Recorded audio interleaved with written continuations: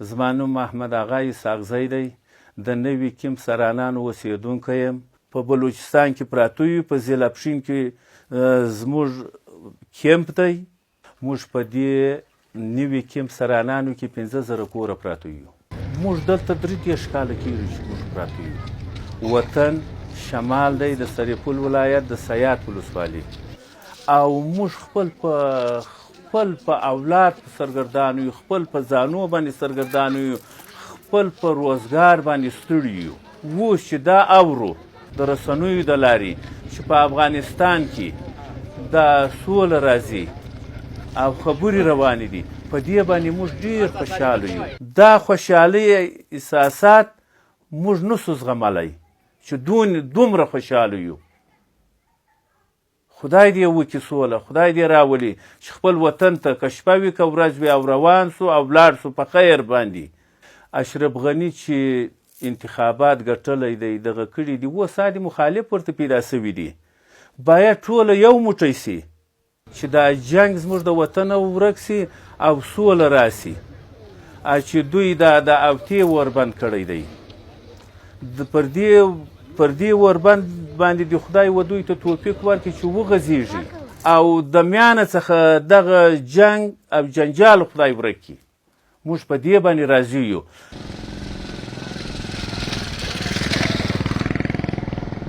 زما نوم ظاهر پښتون دی. زه په بلوچستان کې د افغان کډوالو د نماینده په حیث باندې دا کوم روان مذاکرات چې روان دي د امریکا او د طالبانو او د افغانستان د حکومت په مابینځ کې او د سیمې هېوادونه نظارت کوي.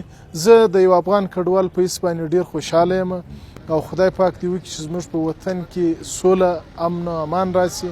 نو دا زموږ دپاره، زموږ د ټولو افغانانو دپاره دا 40 کاله چې کومه بدبختي زموږ په افغانانو ته راپېښه ده، یا دا 4 لسیزې چې په کوم اور کې موږ سوځل کېږو، نو د هغه اور د منځه وړلو یا د نجات دپاره دا زموږ دپاره د خوشحالۍ ځای دی. تشنج د کموالي په کومه اونۍ چې روانه ده، زه به هغه ټولو ښکیلو اړخونو ته، که افغانستان حکومت دی، که د افغانستان اسلامي امارت دی، که نیټو قوتونه دي، زه هغو ته دا یو پیغام ورکوم، یعنې ستاسې د هر یوې ورځې چې کوم تاسې دغه ډزبندي اعلان کړې ده، یعنې په دې کې به تاسې انسانانو ته، پوه شولې افغانانو ته نوی ژوند، نوې ساه ورکړله. یعنې په د هره ورځ باندې اقل 100 انسانان د منځه تله. نو دا زموږ د افغانانو دپاره، زما د دغه درو سرو اړخو څخه، خصوصا د افغانستان د حکومت او د اسلامي امارات څخه د یو افغان کډوال په حیث باندې د 33 کاله موږ د کډوالۍ د مهاجرت ژوند تیر کړی دی. یعنې څومره ستړیا، څومره زحمتونه، څومره تکالیف موږ لیدلي. د خدای دپاره نور پر دې ولس باندې رحم وکړي او یو بل ته غاړه ورکړي او یو بل ته د ورور دغه لفظ استعمال کړي. نور د دغه راغلو میلمنو دپاره خپل وطن مه تباه کوي او د دغو دپاره پوه شولې نور افغانان د غم پر ټغر باندې مه کښېنوئ. زما نوم چې دی رباني دی. زه خپله د نوي کمپ سرانانو اوسېدونکی یم. زه تقریبا چې د افغانستان څخه پاکستان ته موږ کډوال سو، دلته راغلی یم. زه به د 2 کالو ما په خپل وطن نه په یادېږي چې مثلا زه څومره کوچنی د هغه ځای څخه دلته راغلی یم. دومره کوچنی زه راغلی یم. 2 کاله څخه وروسته کله چې زه دلته 6 کلن سوم، د 6 کاله څخه وروسته ما دلته ښوونځی په دغه کمپ کې شروع کړله.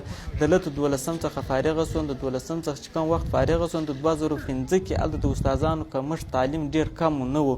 نو کوم وخت چې ما 10م ټولګۍ فارغه کړه، د 10م ټولګۍ څخه وروسته زه د یو ښوونکي په حیث په دغه کمپ کې مقرره سوم. نو 15 کاله زما د دندې کېږي چې زه دلته په دغه کمپ کې خپله وظیفه چې کوم اجرا کوم.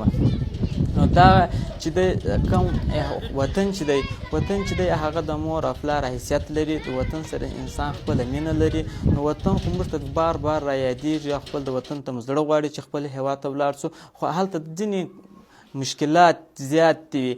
چې موږ بیا هلته کوم ولایت چې دی د سرپل ولایت دی، په سرپل ولایت کې چې دی یو موږ کلی چې دی مثلا د ښاره څخه زیات لیرې دی پروت دی، او هلته چې دی د تعلیم خاص زمینه هم نشته مساعده چې هلته سړی خپل تعلیم سرته ورسوي.